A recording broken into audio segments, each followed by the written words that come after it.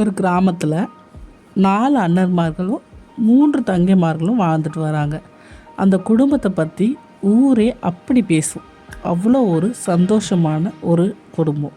ஆனால் அந்த குடும்பத்தோட சந்தோஷமானது எல்லாம் அவங்க அம்மா இறக்குற வரைக்கும் தான் இருந்தது. ஒரு காலகட்டத்தில் அவங்க அம்மாவுக்கு உடம்பு சரியில்லாமல் அவங்க இறக்க நேரிடுது. அப்போ என்னவாகுதுன்னா, இவங்க அப்பா தன்னோட நிலப்பாட்டில் இருந்து தடவிடுறாரு. அவரோட போக்கு போதைப் பொருட்கள் மேலே போகுது. அப்படி போகிறதுனால என்ன செய்யலாம் அப்படின்னு சொத்துக்கள் இவங்களுக்கு மானாவரியாக இருந்தது. அப்படி இருக்கிற சமயத்தில் இந்த சொத்துக்களை பாதுகாக்கக்கூடிய கடமை அந்த மூத்த பையனாக அப்பாவிக்கு கிடைக்கி. அப்பாவி மூத்த பையன், 2வது தந்திரக்காரன், 3வது பையன் பேர் காரியக்காரன், 4வது பையன் பாசக்காரன். இந்த 4 பையன்களும் இந்த பொறுப்புக்கு வராங்க. ஆனால் இந்த 4 பேரும் இந்த பொறுப்புக்கு வரவது இந்த 3 தங்கைகளுக்கு பிடிக்கலை. இந்த 3 தங்கைகள் பிடிக்காமல் என்னடா செய்யலாம், இவங்ககிட்டேருந்து எப்படிடா சொத்து வாங்கலாம் அப்படின்னு யோசிக்காங்க. 3 பேரும் திட்டம் திட்டுறாங்க. இந்த 4 அண்ணன்மார்கிட்ட இருந்து சொத்துக்களெல்லாம் நம்ம பேரை எழுதி வாங்கணும் அப்படின்னு திட்டமிட்டாங்க. ஆனால் அதுக்கெல்லாம் அப்பாவி அண்ணன் தான் நமக்கு ஒரே பகடக்காய்.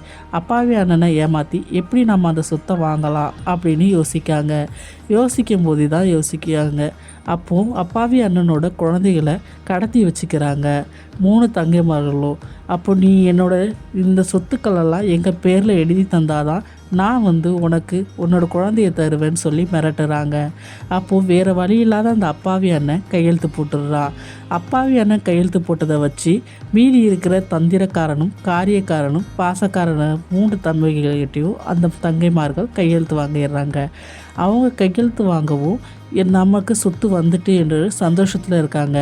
ஆனால் இந்த மூத்த அண்ணனின் குழந்தைய காப்பாற்றுறதுக்காக அவர் கையெழுத்து போட்டதை வச்சு இந்த தங்கைகள், சூனியக்கார தங்கைகள் என்ன செஞ்சாங்க அப்படின்னா, அந்த குழந்தைய விடுவிச்சிட்டு அடுத்து 3 பேர்கிட்டையும் கையெழுத்து வாங்கி அவங்க பேரில் சொத்தை நிலப்பாட்டிக்கிறாங்க.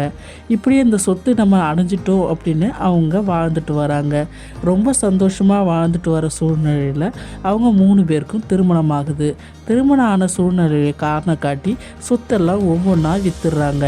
ஆனால் இந்த அப்பாவி அண்ணனும் தனது நிலப்பாட்டிலேருந்து தவறாமல் தன்னோட கடின உழைப்பால் மட்டுமே மேலே வந்துக்கிட்டு இருந்தான். மேலே வந்துக்கிட்டு இருந்ததை பார்த்தது பாசக்கார தம்பியும் அண்ணன் கூட சேர்ந்து உதவி பண்ணிகிட்டு இருந்தான். ஆனால் இந்த தந்திரக்காரனும் காரியவாதியும் என்ன செஞ்சாங்க அப்படின்னா, இந்த சூனியக்கார தங்கைகளோடு சேர்ந்து இரு அண்ணன் தம்பிகளுக்கும் எப்படி சண்டையை உருவாக்கலாம் அப்படின்னு சொல்லி யோசிச்சுட்டு வந்துட்டுருக்காங்க. அப்படி இவங்க 5 பேரும் ஒரு கூட்டணியாகவும் இவங்க 2 பேரும் ஒரு கூட்டணி இருக்காங்கல்ல. இந்த கூட்டணியிலேருந்து வெளியே வந்த அந்த அப்பாவி அண்ணனும் பாசக்கார தம்பியும் தன்னோட நிலப்பாட்டில் வாழ்க்கையில் முன்னேறிட்டே வராங்க. இதை பார்த்து அந்த 3 சூனியக்கார தங்கைகளுக்கும் பொறுக்கலை. இவங்களை எப்படியாவது கீழே விட வைக்கணும்னு சொல்லி அவங்க திட்டம் திட்டுறாங்க. ஏன்னா அவங்களோட சொத்தையும் புடுங்கிக்கிட்டு அவங்க வளர்ச்சியை கண்டும் அவங்க பொறாமப்பட்டுட்டு இருந்தாங்க.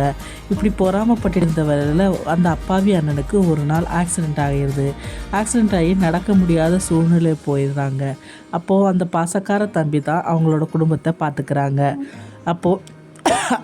ஆனால் அப்போ கூட ஆமாம் ஆனால் அந்த அப்பாவி சூனியக்கார தங்கைகளும் அந்த அண்ணனை ஒரு எட்டு கூட பார்க்க வரல. எதுக்காக அப்படின்னா, நமக்கு தான் சொத்து வந்துட்டே, இனிமேல் இவனை எதுக்காக நம்ம பார்த்துக்கிட்டே இருக்கணும், இனிமேல் அவன் கிடக்கா, இனிமேல் வாழ்க்கையில் முன்னேறவே மாட்டான் அப்படின்னு சொல்லிட்டு ஏளனமாக பார்த்துட்டு நினச்சிட்டு போயிட்டாங்க. அதனால் ஹாஸ்பிட்டலில் அடிபட்டு இருந்த அண்ணனை கூட யாரும் பார்க்கல. அவங்க குடும்பம் ரொம்ப கஷ்டத்தில் இருந்தது. அப்போ பாசக்கார தம்பியும் நிலையும் ரொம்ப நல்லாவே பார்த்துக்கிட்டான் குடும்பத்தை.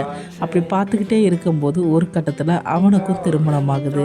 அவனும் குடும்பம் குழந்தைன்னு சொல்லி அவனும் அவன் பாட்டை பார்த்துட்டு ஒதுங்கணும்னு நினைக்கான்.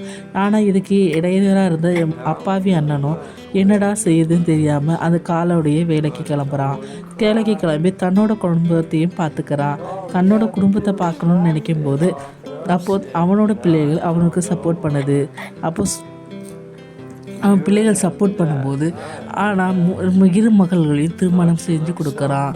அவனுக்கு 2 மகளையும் திருமணம் செஞ்சு கொடுத்த பிறகு தனது பையன் தன்னோட கஷ்டத்தை புரிஞ்சுக்கிட்டு வேலைக்கு போவான்னு அப்பாவி அண்ணன் எதிர்பார்க்கான். அதே மாதிரி அவன் பையனும் அவனுக்கு சப்போர்ட் பண்ணுறான்.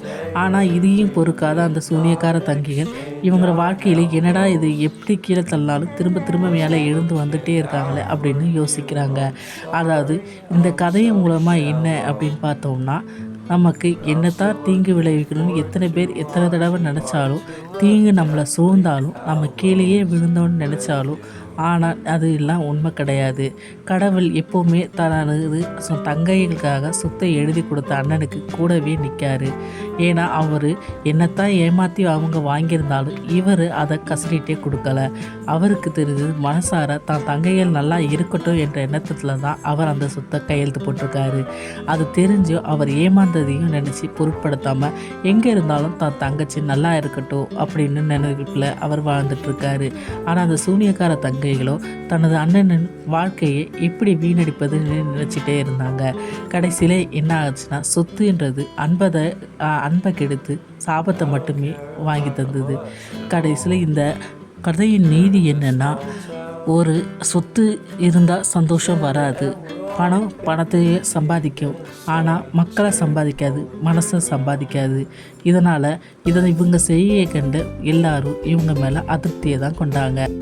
மேலும் இதுபோல் பல கதைகளை தொடர்ந்து கேட்க என் சேனலை சப்ஸ்கிரைப் பண்ணி லைக் பண்ணுங்கள், சப்போர்ட் பண்ணுங்கள். தேங்க்யூ.